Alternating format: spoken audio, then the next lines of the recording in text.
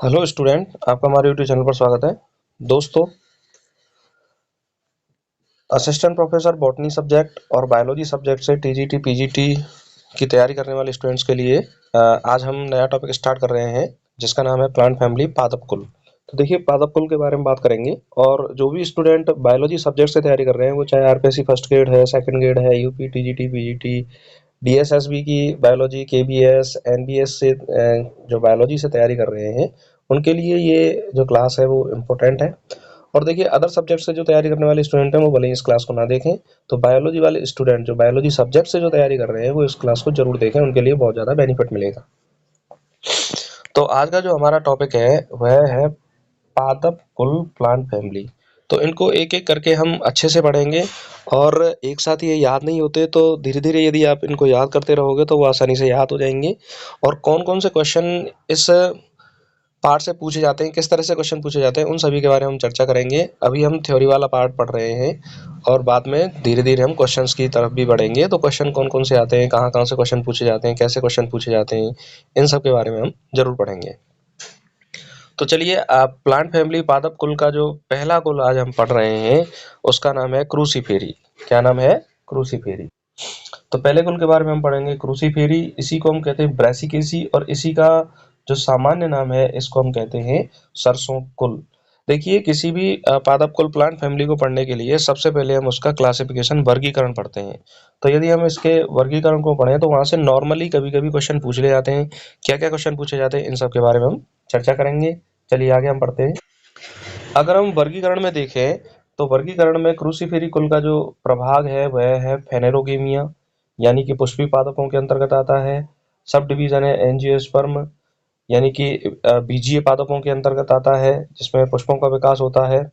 और क्लास है डाइकोटिलिडीन्स, यानी डाइकोटिलिडीन।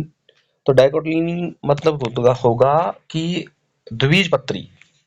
डाइकोटिलिडीन द्विबीजपत्री। सब क्लास होगा पॉलीपेटेली। इसकी श्रेणी पेपर में पूछी जाती है, श्रेणी से क्वेश्चन पूछा जाता है।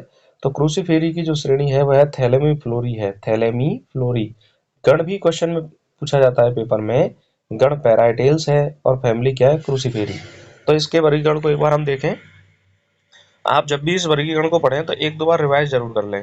Division फेनेरोगेमिया, sub division angiospermae, class डाइकोटिलिडीन, और सब क्लास पॉलीपेटेली, श्रेणी थैलेमीफ्लोरी, और ऑर्डर गण इसका है पैराइटेल्स, बहुत ज्यादा पूछा जाता है पेपर में। और फैमिली इसकी क्या है? क्रूसीफेरी। तो क्रूसीफेरी कुल के बारे में हम पढ़ेंगे। एक इंपॉर्टेंट बात है, देखिए, क्रूसीफेरी जो कुल के पौधों में बीजों से और पौधों के अन्य भागों से एक विशेष प्रकार की तीखी गंध आती है। तो इसके कारण है कि इस कुल के सदस्यों में ग्लूकोसाइनोलेट्स, सरसों के तेल में ग्लूकोसाइनोलेट्स मिलता है, और मायरोसिन नामक जलीय पदार्थ के कारण तीखी गंध आती है। तो क्रूसीफेरी कुल के पौधों में अगर आपसे प्रश्न पूछा जाए कि किसके कारण तीखी गंध आती है, तो ग्लूकोसाइनोलेट्स और मायरोसिन नामक जलीय पदार्थ के कारण तीखी गंध आती है। तो इस कुल के पौधों में ये दो पदार्थ पाए जाते हैं जिसके कारण कैसी गंध आती है? तीखी गंध आती है। इंपॉर्टेंट क्वेश्चन है बहुत ज्यादा, इसको आप याद रखेंगे, और ये परीक्षा में नॉर्मली पूछा ही जाता है। अब हम बात करें इस कुल के पौधों का पुष्प कैसा होता है। असीमाक्षी, रेसिमोस प्रकार का पुष्प होता है। देखिए, असीमाक्षी पुष्प का अर्थ ये होता है कि, यानी जो ऊपरी जो पुष्प बनने के बाद भी नई शाखा जो है वो ऊपर की ओर बढ़ती चली जाती है। तो पुष्प बनने के बाद जो पौधे की वृद्धि है वह नहीं रुकती है, ऊपर की ओर आगे वृद्धि होती रहती है। तो इस तरह के जो पुष्प है, पुष्पक्रम है, उसको हम असीमाक्षी पुष्पक्रम कहते हैं। और इसके बारे में हमने एक क्लास ली हुई है फ्लावर वाली, उस क्लास को जरूर देखिए जहाँ से आपको ये समझ में आएगा। देखिए, चांदनी कैंडी टफ्ट को इसका वैज्ञानिक नाम है आइबेरिस अमारा में कोरिम्ब रेसिमोस समसिक असीमाक्षी पुष्पक्रम पाया जाता है। तो देखिए, अपवाद जो है वो नॉर्मली परीक्षाओं में पूछे जाते हैं। तो आपसे पूछा जा सकता है कि चांदनी में कैसा पुष्पक्रम पाया जाता है। तो चांदनी में कोरिम्ब रेसिमोस समसिक असीमाक्षी प्रकार का पुष्पक्रम पाया जाता है। अब इम्पोर्टेंट बात यह है कि मान लीजिए हमें किसी भी कुल के बारे में ज़्यादा जानकारी लेनी है, तो यदि हमें उस कुल का फ्लोरल फॉर्मूला याद होगा तो हम आसानी से उस कुल के बारे में अच्छे से पता कर सकते हैं। जैसे ब्रैसिकेसी या क्रूसीफेरी कुल का जो फॉर्मूला है, ईबीआर मतलब इसका पुष्प जो है वो असहपत्री होता है। प्लस का निशान है, इसका मतलब यह है कि वह त्रिज्या सममित होता है और द्विलिंगी होता है, कि मतलब वाहिदल पुंज में 4 वाहिदल होते हैं, 2 अलग और 2 अलग यानी पृथक वाहिदल होते हैं। तो 2+2 व्यवस्था बाहर और अंदर की ओर, और दल क्रॉस रूपी दल पाए जाते हैं, जो इस कुल का महत्वपूर्ण लक्षण है। और पुमंग, ए मतलब होता है पुमंग। पुमंग कितने होते हैं? 6 होते हैं, और 2 एक चक्र में और 4 एक चक्र में। और जी मतलब होता है जायांग, गायनोसियम द्विअंडपी युक्तांडपी। और अगर जी के नीचे की तरफ यदि डैश लगा हुआ है तो उसका मतलब होता है ऊर्ध्ववर्ती अंडाशय। क्या होता है? ऊर्ध्ववर्ती अंडाशय। तो इसके फ्लोरल फॉर्मूले को हम पढ़ेंगे। ई ब्रैक्टिएट, असहपत्री, त्रिज्या सममित, द्विलिंगी, वाहिदल 2+2, कैलिक्स 4 क्रॉस रूपी यानी कि क्रूसीफर अवस्था में, और जो पुमंग है वो 6 होते हैं, चतुर्दीर्घी अवस्था में होते हैं। तो 2+4 इसके अंतर्गत मतलब 4 बड़े होते हैं और 2 छोटे होते हैं। और जायांग जो होता है वो द्विअंडपी, युक्तांडपी और ऊर्ध्ववर्ती अंडाशय इसमें पाया जाता है। तो हम इसके बारे में आराम से एक एक चीज के बारे में हम चर्चा करते हैं। देखिए, पुष्प कैसा होता है? असहपत्री होता है, त्रिज्या सममित होता है और नियमित होता है। अगर हम बात करें चांदनी की कैंडी टफ्ट में, एक व्यास सममित यानी जाइगोमॉर्फिक पुष्प पाया जाता है और अनियमित होता है। तो यहाँ से प्रश्न पूछा जा सकता है, इसको आप याद रखो। कैंडी टफ्ट चांदनी में जो पुष्प है वह एक व्यास सममित, जाइगोमॉर्फिक और अनियमित होता है। कैलेक्स की बात करें, बायदल पुंज 4 बायदल जो होते हैं 4 होते हैं, पृथक बायदल ही होता है और कोर छादी विन्यास पाया जाता है। कैसा विन्यास पाया जाता है? कोर छादी। दलपुंज कितने होते हैं? 4 होते हैं, क्रॉस रूपी होते हैं। ध्यान दीजिए, क्रॉस रूपी दलपुंज का पाए जाना इस कुल का विशेष लक्षण है, इसीलिए इस कुल का नाम जो है वो क्रूसीफेरी रखा गया है। और कोर स्पर्शी विन्यास पाया जाता है। जो दलों का निचला सकरा भाग होता है उसको क्लॉ कहते हैं। यहाँ से क्वेश्चन पूछा जा सकता है। और बाहरी भाग जो होता है चौड़ा होता है उसे लिम्ब कहते हैं।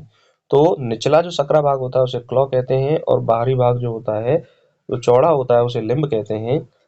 अगर हम बात करें क्रूसीफेरी कुल में पुमंग की, तो पुमंग संख्या में 6 होते हैं, 2 चक्रों में होते हैं।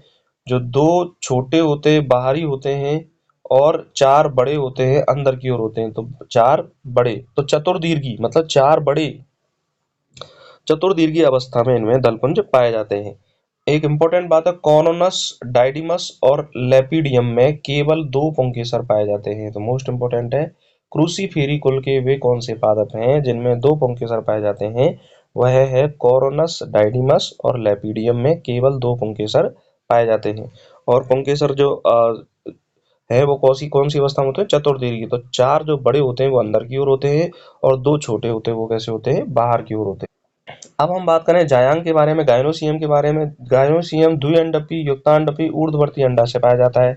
एक इंपॉर्टेंट है कि प्रारंभ में जो एक कोष्ठीय बीजांड होता है, लेकिन आभासी कूटपट बनने के कारण रेपलम बन जाता है।